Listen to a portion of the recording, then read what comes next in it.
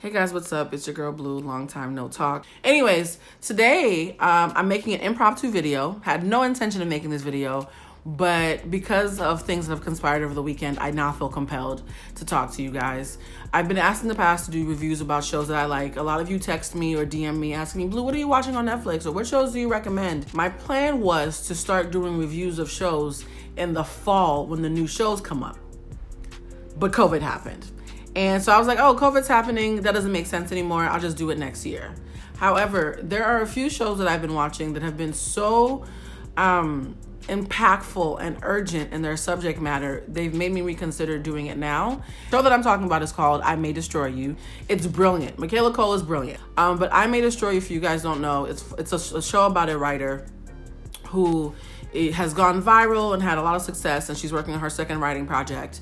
And one night she's hanging out with some friends and she has a drink and is having a good time. And the next thing you know, she wakes up confused about what's happened the night before. And through a sequence of really stunning flashbacks, realizes that she was sexually assaulted. I just wanted to know, how did last night end? I've got this thing in my head of like this guy. Because now you're calling it something that I never... How are you doing? I'm great as long as I'm around people.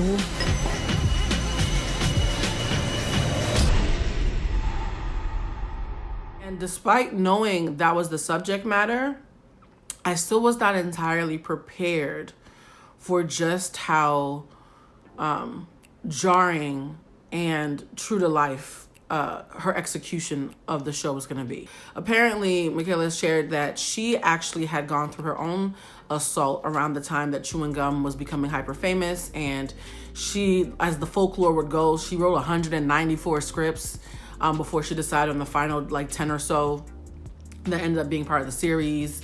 And there was some back and forth with her and Netflix about ownership, and then she ended up getting scooped up by HBO, where the show is now airing. It is such important programming. Instead of doing a traditional review where I go over what I like and what I don't like, I don't want to do that because we're only, I think, halfway through the season. What I'm going to say is this. It doesn't just look at sexual assault in the perfectly cut soundbite way that you sometimes see in videos that have the hashtag #MeToo on them, right? We often want things to be like, oh, this person is horrible and this person is good. We always want good guys and bad guys, like a Western movie when it comes to this subject matter. But we all know that in real life, the lines between good and bad, and I'm putting them in air quotes, good and bad, are usually blurred. And a lot of times it'll be someone who you think is a good dude who ends up being a predator, who ends up being someone who probably should be arrested or questioned by the police for the way that they engage with women. I do not believe that all men are bad. So before any of you guys watching this video are like, oh, this is a man-hating video, I don't do gender wars. I am not a fan of gender wars. I know too many men who have uplifted me and been there for me to ever be like, I hate all men. Makes no sense. My daddy was a man. I'm here because of a man, right? But the show really does go there and make you examine what a sexual assault looks like and who the bad guy is in those situations, right? It's not as black as white as we would hope it would be. For those of you who are gonna watch the show and who are gonna inevitably wanna hit me up and talk about the show, I only have one request. If you wanna give me any feedback about I May Destroy You, my only feedback is do not hit me up until you've watched the first 5 episodes. I just told my friend the other night, I think episode 4 and 5 need to be packaged as in 1 hour special and shown in high schools all across the country, because so many teens who are used to, PSAs that don't resonate are going to watch episode 4 and 5 and be like, oh snap, that hit a little too close to home. So that's my spiel about why I think I May Destroy You should be on your must-watch list while we're all stuck in the house because of COVID-19 version 2.0. Now, the reason why I felt compelled to make this video, though, is because last week I told one of my friends to watch it. And my friend watched it and then hit me up this week and told me that the show had made him examine some stuff that had happened to him. And I always find it interesting, and I'm looking up because I'm trying not to like get upset, but I always find it interesting about how much we do not create safe spaces for Black men, or men in general, but particularly Black men, to be honest when they've been sexually assaulted or when something's happened to them, right? We almost act as if it's impossible for men to be assaulted. And then we wonder why men are so scared to show vulnerability and prefer to be toxically masculine, because at least then they'll be respected, right? So I am on the phone talking to my friend and being stunned by how the show that I recommended had touched him in a way that I hadn't perceived, and thinking to myself, wow, this just shows why the show is so important. And then as we're having that discussion, I see a message on Twitter from another guy that I really thought highly of and respected, confessing that he had done some really, the word I've been using is dastardly. He had done some dastardly things and had been called out for it. And he wrote a mea culpa confessing to his sins on social media. Now, you guys know I don't believe in cancel culture. You know that I believe that there's two kinds of people when it comes to messing up. There are people who are mortified by their mistakes, are stunned by what's done in the dark coming to light, and are now like, damn, I need to change. I need to do better. Then there are people who think they're above reproach and who will be performative in their remorse for public sentiment and public sympathy, but then behind the scenes are still the same dastardly individuals they were before. I'm inclined to believe that this person is the second group. The apology did not feel like someone who was mortified by their behavior, but more so someone who was embarrassed they had gotten caught and knew exactly what to say to have a well-written apology. It brings up an interesting point about apologies. This person, I'm not going to say his name because his name almost doesn't matter, because he's almost like an example for a greater problem that I want to touch on. I want to talk about systemic issues, so him and his name almost don't matter. And for those of you who know him and you know exactly who I'm talking about anyways. I have noted something that I find concerning, and I want to call it out.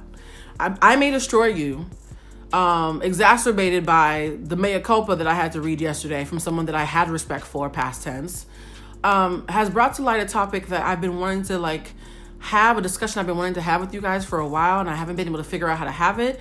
And that's about what I call the Moonlight effect. Moonlight was a gorgeous, gorgeous film that deserved every award it got, and probably deserved a couple of awards it didn't get, because we all know how the Hollywood machine works.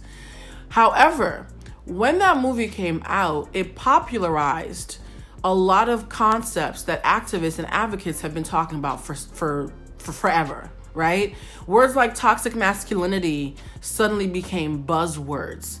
And suddenly we started having conversations around the ways that men are socialized and spoon-fed to abuse women and normalize it to the point where they don't even see it as abuse.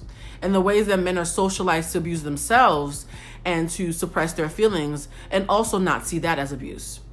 I love that conversation happened. Sorry, my camera died. Like I was saying, I love that conversation happened, and I love that there are men out there now who watched Moonlight, read the discussions, and now want to do better. However, I'm now noticing a second subgroup that is disturbing, and that is men who don't want to do better, who have no intention of not preying on women. But because they've watched the movies and they've read the think pieces written by people like me, and they've watched all the YouTube videos and they've seen all the activists posting, they know exactly what lies to tell and exactly what buzzwords to say in order to pretend to be an ally, in order to pretend to be about being a male feminist and women's rights, while behind the scenes being just as messed up as their fuckboy counterparts, if not worse at times. Like I often say, like when you're on a diet or you're fasting and you are eating nothing but juices and berries for a month, when you have a cheat meal, that's going to hit different than somebody who's a regular person who's having a cheat meal, right? You're going to eat 10 times as much because you've been suppressing your natural urges. That's how I feel about predators who pretend to be allies. A fuckboy who knows they're a fuckboy, and we all know that they're a fuckboy, they're going to move in a way that's almost predictable. You know what I mean? Like 1 + 1 = I'm not texting you back. However, Men who are performative in their activism while hiding their urges to be predators, when they strike, they're so extra hungry from faking the funk, they tend to be even more damaging than their clearly problematic homies who were not faking on the front lines. And so to me, this has made me nervous, right? It's made me re-examine who I see as an ally. Because in the same way that we tell white people, hey, look, just because you're not Hitler doesn't mean you don't have racial bias. We've all been spoon-fed anti-blackness and bias, and therefore, even if you're an ally, it's a high-maintenance role where you have to constantly check what you've been taught and deprogram yourself. I'm going to ask all the black men who I've watched give that speech to white women and white men and who are walking around calling people Karens. I'm going to ask you guys to give that speech to yourselves. Because there's a lot of you out there who, because you don't think you're R. Kelly, because you don't think you're Harvard Weinstein or Harry Weinstein, whatever else, whatever predator of the week we're highlighting, because you're not as bad as them, you somehow think that makes you above reproach and above checking your own sins. And that's not okay. There was a scene that I always remember from Insecure. It was when Lawrence and Issa's character broke up, and Lawrence was dating his rebound girl, who he was making think that he actually cared about her. And I'll never forget it. She said, Lawrence, you're the worst kind of fuckboy because you're a fuckboy who's convinced himself that he's a good dude. That was a word. But you guys know I have a lot of male friends. In the past couple of years, I can honestly say about 40% of the male friends that I've had who I thought were good dudes ended up being dastardly mother suckers who were pretending to be good dudes. But they had convinced themselves before they convinced anybody else. So if you talk to them, they're like, I'm not a rapist, so I'm a good dude. That's a very low bar, guys. Just because you're not a rapist, just because you're not, roofing people's drinks does not mean that you don't have some misogyny that you need to address. It does not mean that you don't have problematic behaviors that have created really, really uncomfortable situations for the women around you. And so I think one of the things that I May Destroy You has highlighted, and I'm not going to do a spoiler, I'm just going to say this. When you watch I May Destroy You, it very adequately shows how those lines have blurred, because not all the bad guys in that show know they're bad guys. Some of them are good dudes who have convinced themselves that what they're doing is no big deal because at least they're not as bad as the guy next to them. And that's a dangerous mindset. All I'm saying is a lot of you quote unquote good dudes who have been doing performative activism, you've been getting called out a lot. Anybody who works in digital media, anybody who works in the industry, we've watched several black men who we praised in 2019 getting called out and exposed for being predators in 2020. And so for those of you who haven't got caught yet and who are still pretending to be allies and still pretending to be good dudes, this is your warning that this might be the time to make it right before, the Twitter streets find you. To all the actual good dudes out there, I want to shout you guys out as well. Antonio, Jeff, my homeboy Norman, I'm out in Arizona. You guys are some good dudes. I know some really amazing men. I love y'all.